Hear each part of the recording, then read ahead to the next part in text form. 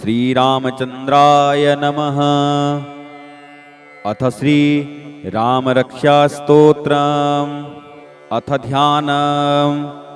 ध्यायेदाजानुबाहुं धृतशरधनुसंबद्धपद्मासनस्थं पीतं नवकमलदलस्पर्धिनेत्रं प्रसन्नं वामाङ्कारूढसीतामुखकमलमिलल्लोचनं नीरदाभं नानालङ्कारदीप्तं दधतुमुर्जटामण्डनं रामचन्द्रं। श्रीसीतारामचन्द्राभ्यां नमः। अथ स्तोत्रम्। चरितं रघुनाथस्य शतकोटिप्रविस्तरम् एकैकमक्षरं पुंसां महापातकनाशनं ध्यात्वा नीलोत्पलश्यामं रामं राजीवलोचनं जानकी लक्ष्मणोपेतं जटामुकुटमण्डितं शासितूर्णधनुर्बाणपाणिं नक्तञ्चरान्तकं स्वलीलया जगत्त्रातुं आविर्भूतमजं विभुं रामरक्षां पठेत् प्राज्ञः पापघ्नीं सर्वकामदां शिरो मे राघवः पातु भालं दशरथात्मजः कौशल्येयो दृशो पातु विश्वामित्रप्रियः श्रुति घ्राणं पातु मखत्राता मुखं सौमित्रिवत्सलः जिह्वां विद्यानिधि पातु कंठं भरतवन्दितः स्कन्धौ दिव्यायुधः पातु भुजौ भग्नेशकारमुकः करौ सीतापतिः पातु हृदयं जामदग्न्यजित् मध्यं पातु खरध्वंसी नाभिं जाम्बवदाश्रयः सुग्रीवे सकटी पातु शक्तिनी हनुमत्प्रभुः ऊरू रघुत्तमः पातु रक्षः कुलविनाशकृत् जानुनी सेतुकृत पातु जङ्घे दशमुखान्तकः पादौ विभीषणः श्रीदः पातु रामोऽखिलं वपुः एतां रामबलोपेतां रक्षां यः सुकृती पठेत् सचिरायुः सुखी पुत्री विजयी विनयी भवेत् पातालभूतलभ्यो चारिणश्छद्मचारिणः न दिष्टुमपि सक्तास्ते रक्षितं रामनामभिः रामेति रामभद्रेति रामचन्द्रेति वा स्मरन् नरो न लिप्यते पापैः भुक्तिं मुक्तिं च विन्दति जगज्जैत्रेकमन्त्रेण रामनाम्नाभिरक्षितं यः कण्ठे धारयेत् तस्य करस्थाः सर्वसिद्धयः वज्रपञ्जरनामेदं यो रामकवचं स्मरेत् अव्याहताज्ञः सर्वत्र लभते जयमङ्गलम् आदिष्टवान् यथा स्वप्ने राम रक्षामि मां हरः तथा लिखितवान् प्रातः प्रबुद्धो बुधकौशिकः आरामः कल्पवृक्षाणां विरामः सकलापदाम् अभिरामस्त्रिलोकानां रामः श्रीमान् स नः प्रभुः तरुणौ रूपसम्पन्नौ सुकुमारौ महाबलौ पुण्डरीकविशालाक्षौ चिरकृष्णाजिनाम्बरौ फलमूलासिनौ दान्तौ तापसौ ब्रह्मचारिणौ पुत्रौ दशरथस्येतौ भ्रातरौ रामलक्ष्मणौ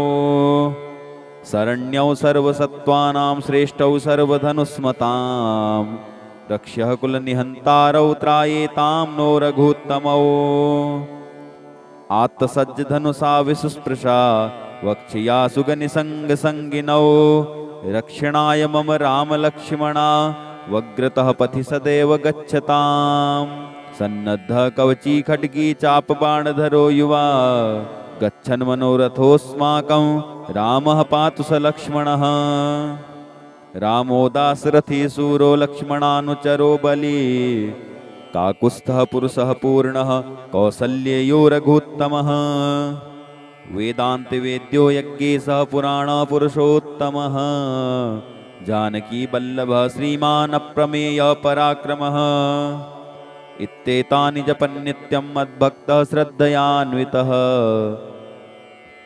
अश्वमेधादिकं पुण्यं सम्प्राप्नोति न संशयः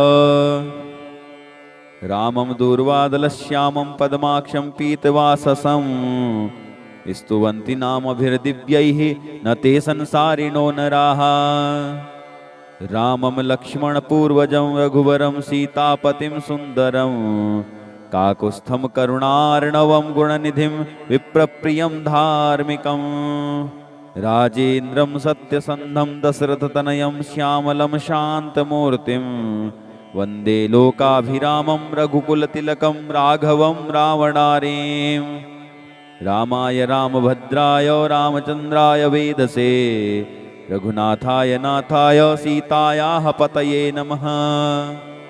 श्रीराम राम रघुनन्दन राम राम श्रीराम राम भरताग्रज राम राम श्रीराम राम रणकर्कश राम राम श्रीराम राम शरणं भव राम राम श्रीरामचन्द्र चरणौ मनसा स्मरामि श्रीरामचन्द्र चरणौ वचसा गृह्णामि श्रीरामचन्द्र चरणौ शिरसा नमामि श्रीरामचन्द्र चरणौ शरणं प्रपद्ये माता रामो मत्पिता रामचन्द्रः स्वामी रामो मत्सखा रामचन्द्रः सर्वस्वं मे रामचन्द्रो दयालुर्नान्यं जाने नैव जाने न जाने दक्षिणे लक्ष्मणो यस्य वामे तु जनकात्मजः पुरतो मारुतिर्यस्य तं वन्दे रघुनन्दनं लोकाभिरामं रणरङ्गधीरं राजीवनेत्रं रघुवंशनाथं कारुण्यरूपं करुणाकरन्तं श्रीरामचन्द्रं शरणं प्रपद्ये मनोजवं मारुततुल्यवेगं जितेन्द्रियं बुद्धिमतां वरिष्ठं वातात्मजं वानरयूथमुख्यं श्रीरामदूतं शरणं प्रपद्ये कूजन्तं राम रामेति मधुरं मधुराक्षरम् आरुह्य कविताशाखां वन्दे वाल्मीकिकोकिलम् आपदामपहर्तारं दातारं सर्वसम्पदां लोकाभिरामं श्रीरामं भूयो भूयो नमाम्यहम् भर्जनं भवबीजानामर्जनं सुखसम्पदां तर्जनं यमदूतानां राम रामेति गर्जनं रामो राजमणिः सदा विजयते रामं रमेशं भजे रामेणाभिता निशाचरचमो रामाय तस्मै नमः रामानास्ति परायणं परतरं रामस्य दासोऽस्म्यहम् रामे चित्तलयः सदा भवतु मे भो राम मामुद्धर राम रामेति रामेति रमे रामे मनोरमे सहस्रनाम तत्तुल्यं राम नाम वरानने सहस्रनाम तत्तुल्यं राम नाम वरानने इति श्री बुधकौशिकविरचितं श्रीराम रक्षास्तोत्रम् श्री हनुमते नमः। अथ श्री हनुमत रक्षास्तोत्रम् प्रणम्य श्री गणेशं च श्रीरामं मारुतिं तथा रक्षामि मां पठेत् प्राज्ञः श्रद्धा भक्ति समन्वितः शिरो मे हनुमान् पातु भालं पवननन्दनः आञ्जनेयो दृशो पातु रामचन्द्रप्रियश्रुति घ्राणं पातु महावीरो मुखं लक्ष्मणप्राणदः जिह्वां मनोजवः पातु कण्ठं पातु जितेन्द्रियः स्कन्धौ महाबली पातु भुजौ सङ्कटमोचनः करौ विश्वम्भरः पातु हृदयं सर्वशक्तिमान् मध्यं पातु महातेजाः नाभिं सागरलङ्घनः रामदूतः कटी पातु शक्तिनी राक्षसेन्द्रजित् ऊरुपुच्छबलः पातु भीमगर्वापहारकः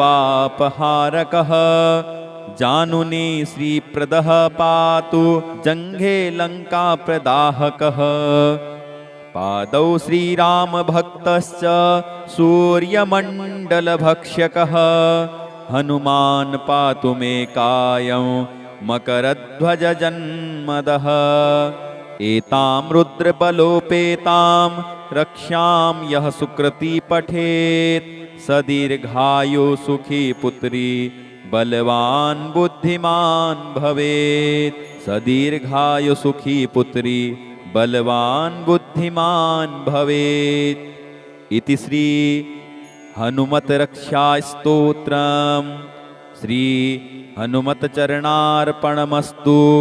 हं हनुमते नमः। श्री रामचंद्राय नमः। अथ श्री राम रक्षा स्तोत्रम्।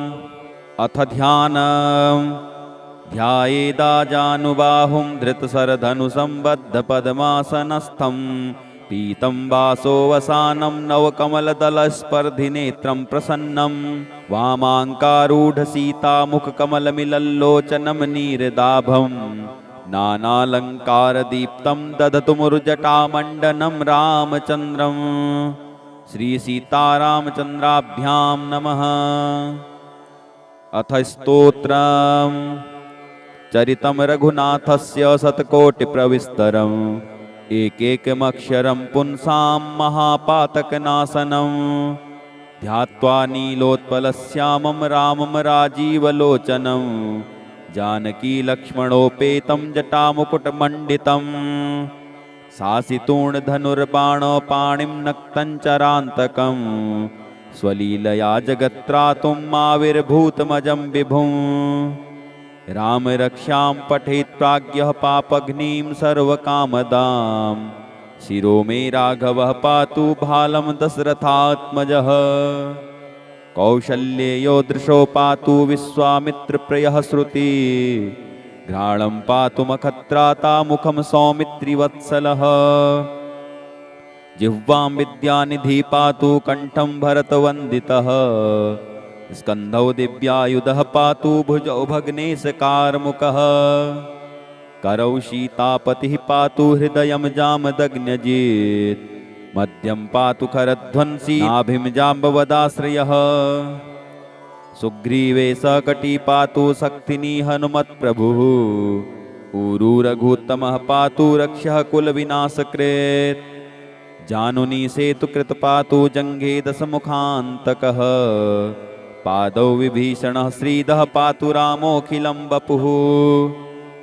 एतां रामबलोपेतां रक्ष्यां यः सुकृती पठेत् सचिरायुः सुखी पुत्री विजयी विनयी भवेत् पातालभूतलभ्योमचारिणश्छद्मचारिणः न दिष्टुमपि सक्तास्ते रक्षितं रामनामभिः रामेति रामभद्रेति रामचन्द्रेति वा स्मरन् नरो न लिप्यते पापैः भुक्तिं मुक्तिं च विन्दति जगज्जैत्रेकमन्त्रेण रामनाम्नाभिरक्षितं यः कण्ठे धारयेत् तस्य करस्थाः सर्वसिद्धयः वज्रपञ्जरनामेदं यो रामकवचं स्मरेत् अव्याहताज्ञः सर्वत्र लभते जयमङ्गलम् आदिष्टवान् यथा स्वप्ने राम रक्ष्यामि मां हरः तथा लिखितवान् प्रातः प्रबुद्धो बुधकौशिकः आरामः कल्पवृक्षाणां विरामः सकलापदाम् अभिरामस्त्रिलोकानां रामः श्रीमान् सनः प्रभुः तरुणौ रूपसम्पन्नौ सुकुमारौ महाबलौ पुण्डरीकविशालाक्षौ चीरकृष्णाजिनाम्बरौ फलमूलासिनौ दान्तौ तापसौ ब्रह्मचारिणौ पुत्रौ दशरथस्येतौ भ्रातरौ रामलक्ष्मणौ शरण्यौ सर्वसत्त्वानां श्रेष्ठौ सर्वधनुस्मतां रक्ष्यः कुलनिहन्तारौ त्रायेतां नो रघुत्तमौ आत्तसज्जधनुषा विसुस्पृशा वक्ष्या सुगनिसङ्गसङ्गिनौ रक्षणाय मम रामलक्ष्मणा वग्रतः पथि सदैव गच्छताम् सन्नद्धः कवची खड्गी चापबाणधरो युवा गच्छन् मनोरथोऽस्माकं रामः पातु स लक्ष्मणः रामो दाशरथी सूरो लक्ष्मणानुचरो बली काकुत्स्थः पुरुषः पूर्णः कौसल्येयो रघुत्तमः वेदान्तवेद्यो यज्ञेशः पुराणपुरुषोत्तमः जानकीवल्लभः श्रीमान् अप्रमेयः पराक्रमः इत्येतानि जपन्नित्यं मद्भक्तः श्रद्धयान्वितः अश्वमेधाधिकं पुण्यं सम्प्राप्नोति न संशयः रामं दूर्वादलश्यामं पद्माक्षं पीतवाससं स्तुवन्ति नामभिर्दिव्यैः न ते संसारिणो नराः रामं लक्ष्मणपूर्वजं रघुवरं सीतापतिं सुन्दरं काकुत्स्थं करुणार्णवं गुणनिधिं विप्रप्रियं धार्मिकं राजेन्द्रं सत्यसन्धं दशरथतनयं श्यामलं शान्तमूर्तिं वन्दे लोकाभिरामं रघुकुलतिलकं राघवं रावणारीं रामाय रामभद्राय रामचन्द्राय वेदसे रघुनाथाय नाथाय सीतायाः पतये नमः। श्रीराम राम रघुनन्दन राम राम श्रीराम राम भरताग्रज राम राम श्रीराम राम रणकर्कश राम राम श्रीराम राम शरणं भव राम राम श्रीरामचन्द्र चरणौ मनसा स्मरामि श्रीरामचन्द्र चरणौ वचसा गृह्णामि श्रीरामचन्द्र चरणौ शिरसा नमामि श्रीरामचन्द्र चरणौ शरणं प्रपद्ये माता रामो मत्पिता रामचन्द्रः स्वामी रामो मत्सखा रामचन्द्रः सर्वस्वं मे रामचन्द्रो दयालुर्नान्यं जाने नैव जाने न जाने दक्षिणे लक्ष्मणो यस्य वामे तु जनकात्मजः पुरतो मारुतिर्यस्य तं वन्दे रघुनन्दनं लोकाभिरामं रणरङ्गधीरं राजीवनेत्रं रघुवंशनाथं कारुण्यरूपं करुणाकरन्तं श्रीरामचन्द्रं शरणं प्रपद्ये मनोजवं मारुततुल्यवेगं जितेन्द्रियं बुद्धिमतां वरिष्ठं वातात्मजं वानरयूथमुख्यं श्रीरामदूतं शरणं प्रपद्ये कूजन्तं राम रामेति मधुरं मधुराक्षरम् आरुह्य कविताशाखां वन्दे वाल्मीकिकोकिलम् आपदामपहर्तारं दातारं सर्वसम्पदां लोकाभिरामं श्रीरामं भूयो भूयो नमाम्यहम् भर्जनं भवबीजानामर्जनं सुखसम्पदां तर्जनं यमदूतानां राम रामेति गर्जनं रामो राजमणिः सदा विजयते रामं रमेशं भजे रामेणाभीता निशाचरचमो रामाय तस्मै नमः रामानास्ति परायणं परतरं रामस्य दासोऽस्म्यहम् रामे चित्तलयः सदा भवतु मे भो राम मामुद्धर राम रामेति रामेति रमे रामे मनोरमे सहस्रनाम तत्तुल्यं राम नाम वरानने सहस्रनाम तत्तुल्यं राम नाम वरानने इति श्री बुधकौशिकविरचितं श्रीराम रक्षास्तोत्रम् श्री हनुमते नमः।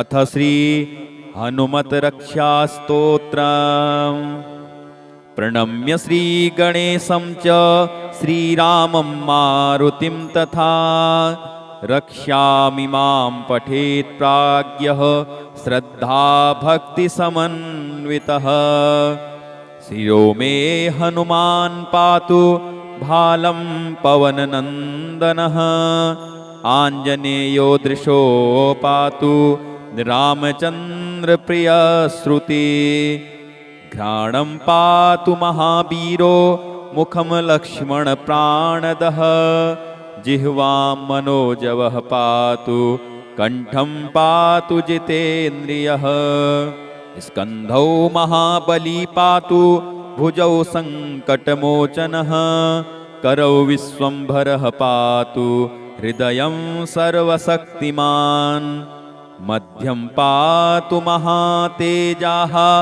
नाभिं सागरलङ्घनः रामदूतः कटी पातु सक्थिनी राक्षसेन्द्रजित् ऊरुपुच्छबलः पातु भीमगर्वापहारकः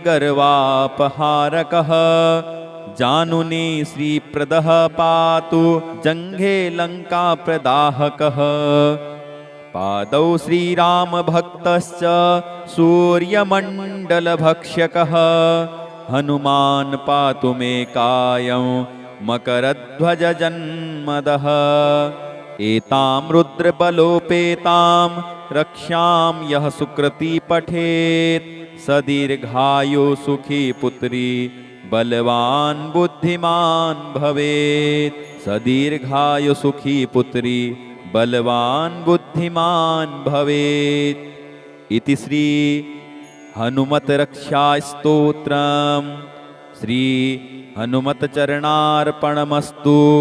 हं हनुमते नमः। श्रीरामचन्द्राय नमः।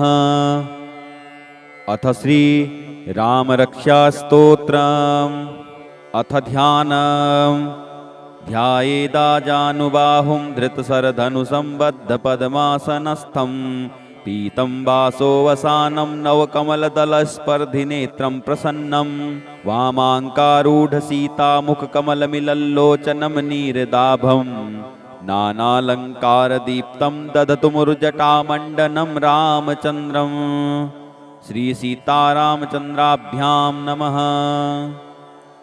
अथ स्तोत्रम् चरितं रघुनाथस्य शतकोटिप्रविस्तरम् एकैकमक्षरं पुंसां महापातकनाशनं ध्यात्वा नीलोत्पलश्यामं रामं राजीवलोचनं जानकीलक्ष्मणोपेतं जटामुकुटमण्डितं शासितूर्णधनुर्बाणपाणिं नक्तं चरान्तकं स्वलीलया जगत्त्रातुम् आविर्भूतमजं विभुम् राम रक्षां पठेत् प्राज्ञः पापघ्नीं सर्वकामदां शिरो मे राघवः पातु भालं दशरथात्मजः कौशल्येयो दृशो पातु विश्वामित्रप्रियः श्रुति घ्राणं पातु मखत्राता मुखं सौमित्रिवत्सलः जिह्वां विद्यानिधि पातु कण्ठं भरतवन्दितः स्कन्धौ दिव्यायुधः पातु भुजौ भग्नेशकारमुकः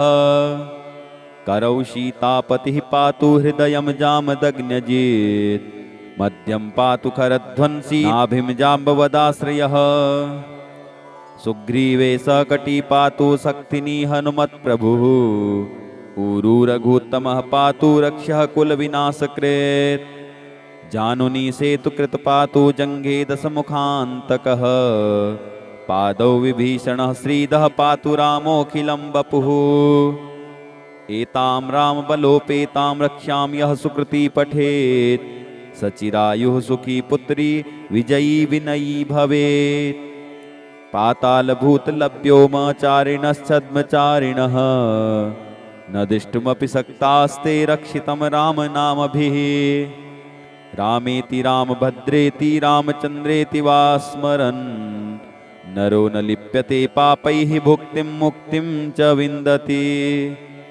जगज्जैत्रेकमन्त्रेण रामनाम्नाभिरक्षितं यः कण्ठे धारयेत् तस्य करस्थाः सर्वसिद्धयः वज्रपञ्जरनामेदं यो रामकवचं स्मरेत् अव्याहताज्ञः सर्वत्र लभते जयमङ्गलम् आदिष्टवान् यथा स्वप्ने राम रक्ष्यामि मां हरः तथा लिखितवान् प्रातः प्रबुद्धो बुधकौशिकः आरामः कल्पवृक्षाणां विरामः सकलापदाम् अभिरामस्त्रिलोकानां रामः श्रीमान् स नः प्रभुः तरुणौ रूपसम्पन्नौ सुकुमारौ महाबलौ पुण्डरीकविशालाक्षौ चीरकृष्णाजिनाम्बरौ फलमूलासिनौ दान्तौ तापसौ ब्रह्मचारिणौ पुत्रौ दशरथस्येतौ भ्रातरौ रामलक्ष्मणौ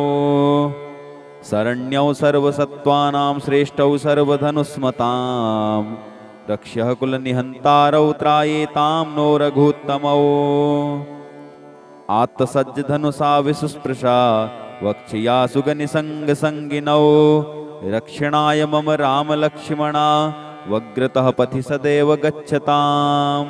सन्नद्धः कवची खड्गी चापबाणधरो युवा गच्छन् मनोरथोऽस्माकं रामः पातु स लक्ष्मणः।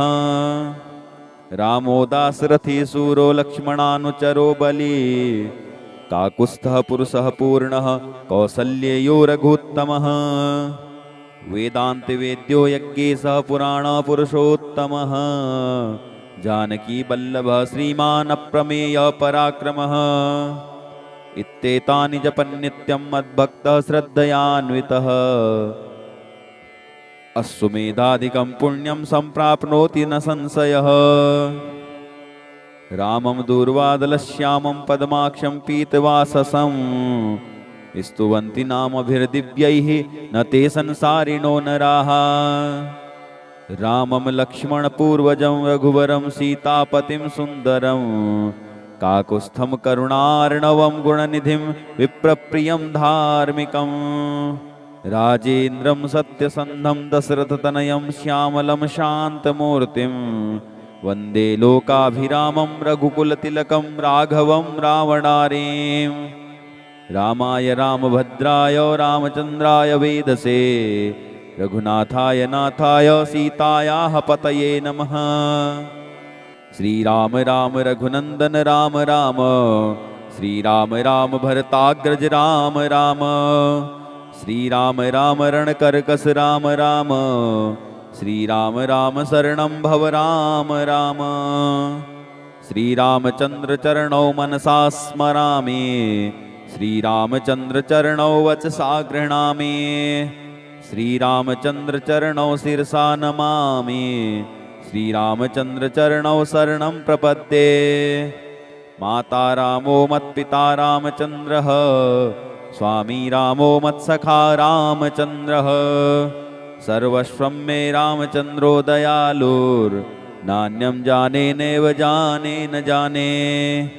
दक्षिणे लक्ष्मणो यस्य वामे तु जनकात्मजः पुरतो मारुतिर्यस्य तं वन्दे रघुनन्दनम्। लोकाभिरामं रणरङ्गधीरं राजीवनेत्रं रघुवंशनाथं कारुण्यरूपं करुणाकरन्तं श्रीरामचन्द्रं शरणं प्रपद्ये। मनोजवं मारुततुल्यवेगं जितेन्द्रियं बुद्धिमतां वरिष्ठं वातात्मजं वानरयूथमुख्यं श्रीरामदूतं शरणं प्रपद्ये। कूजन्तं राम रामेति मधुरं मधुराक्षरम् आरुह्य कविताशाखां वन्दे वाल्मीकिकोकिलम्। आपदामपहर्तारं दातारं सर्वसम्पदां लोकाभिरामं श्रीरामं भूयो भूयो नमाम्यहम्। भर्जनं भवबीजानामर्जनं सुखसम्पदां तर्जनं यमदूतानां राम रामेति गर्जनम्। रामो राजमणिः सदा विजयते रामं रमेशं भजे। रामेणाभिहिता निशाचरचमो रामाय तस्मै नमः। रामानास्ति परायणं परतरं रामस्य दासोऽस्म्यहम्। रामे चित्तलयः सदा भवतु मे भो राम मामुद्धर। राम रामेति रामेति रमे रामे मनोरमे सहस्रनाम तत्तुल्यं राम नाम वरानने। सहस्रनाम तत्तुल्यं राम नाम वरानने। इति श्री बुधकौशिकविरचितं श्रीराम रक्षास्तोत्रम् श्री हनुमते नमः। अथ श्री हनुमत रक्षास्तोत्रम्। प्रणम्य श्री गणेशं च श्रीरामं मारुतिं तथा रक्ष्यामि मां पठेत् प्राज्ञः श्रद्धा भक्तिसमन्वितः। शिरो मे हनुमान् पातु भालं पवननन्दनः आञ्जनेयो दृशो पातु रामचन्द्रप्रियश्रुति घ्राणं पातु महावीरो मुखं लक्ष्मणप्राणदः जिह्वां मनोजवः पातु कण्ठं पातु जितेन्द्रियः स्कन्धौ महाबली पातु भुजौ सङ्कटमोचनः करौ विश्वम्भरः पातु हृदयं सर्वशक्तिमान् मध्यं पातु महातेजाः नाभिं सागरलङ्घनः रामदूतः कटी पातु शक्तिनी राक्षसेन्द्रजित् ऊरुपुच्छबलः पातु भीमगर्वापहारकः जानुनी श्रीप्रदः पातु जङ्घे लङ्काप्रदाहकः पादौ श्रीरामभक्तश्च सूर्यमण्डलभक्ष्यकः हनुमान् पातु मे कायं मकरध्वजजन्मदः एतां रुद्रबलोपेतां रक्ष्यां यः सुकृती पठेत् स दीर्घायु सुखी पुत्री बलवान् बुद्धिमान् भवेत् स दीर्घायु सुखी पुत्री बलवान् बुद्धिमान् भवेत् इति श्री हनुमत रक्षा स्तोत्रम् श्री हनुमत चरणार्पणमस्तु।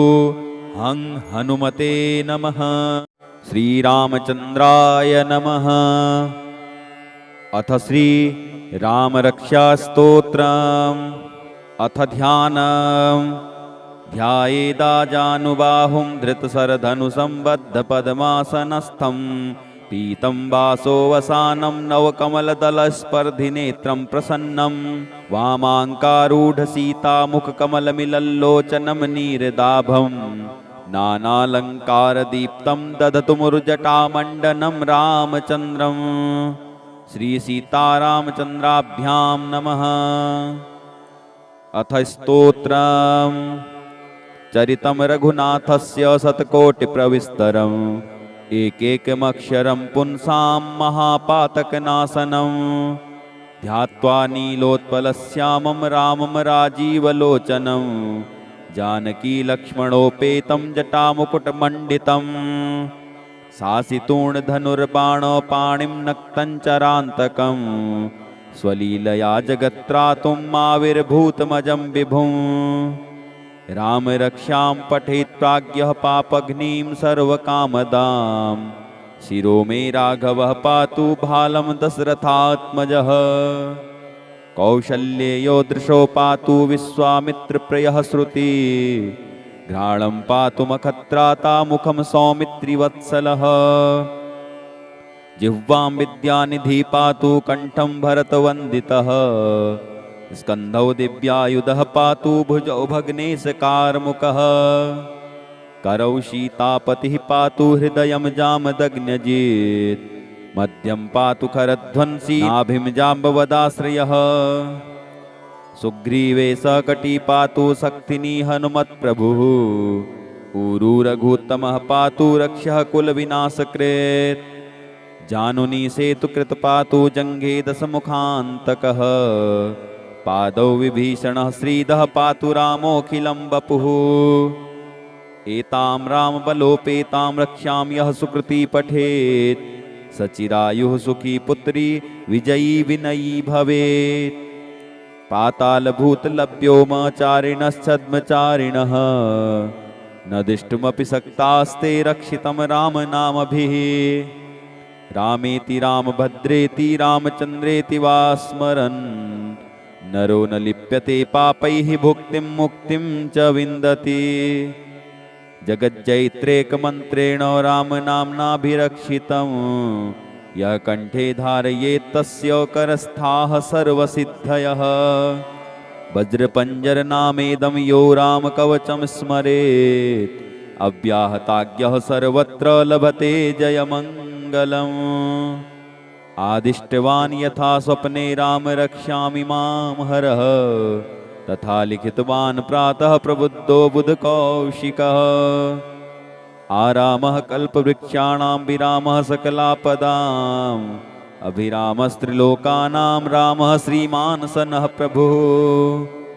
तरुणौ रूपसम्पन्नौ सुकुमारौ महाबलौ पुण्डरीकविशालाक्षौ चीरकृष्णाजिनाम्बरौ फलमूलासिनौ दान्तौ तापसौ ब्रह्मचारिणौ पुत्रौ दशरथस्येतौ भ्रातरौ रामलक्ष्मणौ शरण्यौ सर्वसत्त्वानां श्रेष्ठौ सर्वधनुस्मतां रक्ष्यः कुलनिहन्तारौ त्रायेतां नो रघुत्तमौ आत्तसज्जधनुषा विसुस्पृशा वक्ष्या सुगनिसङ्गसङ्गिनौ रक्षणाय मम रामलक्ष्मणा वग्रतः पथि सदैव गच्छताम् सन्नद्धः कवची खड्गी चापबाणधरो युवा गच्छन् मनोरथोऽस्माकं रामः पातु स लक्ष्मणः। रामो दाशरथी सूरो लक्ष्मणानुचरो बली काकुत्स्थः पुरुषः पूर्णः कौसल्ययो रघुत्तमः वेदान्तवेद्यो यज्ञेशः पुराणपुरुषोत्तमः जानकी वल्लभः श्रीमान् अप्रमेयः पराक्रमः इत्येतानि जपन्नित्यं मद्भक्तः श्रद्धयान्वितः अश्वमेधादिकं पुण्यं सम्प्राप्नोति न संशयः। रामं दूर्वादलश्यामं पद्माक्षं पीतवाससं स्तुवन्ति नामभिर्दिव्यैः न ते संसारिणो नराः। रामं लक्ष्मणपूर्वजं रघुवरं सीतापतिं सुन्दरं काकुत्स्थं करुणार्णवं गुणनिधिं विप्रप्रियं धार्मिकं राजेन्द्रं सत्यसन्धं दशरथतनयं श्यामलं शान्तमूर्तिं वन्दे लोकाभिरामं रघुकुलतिलकं राघवं रावणारीं। रामाय रामभद्राय रामचन्द्राय वेदसे रघुनाथाय नाथाय सीतायाः पतये नमः।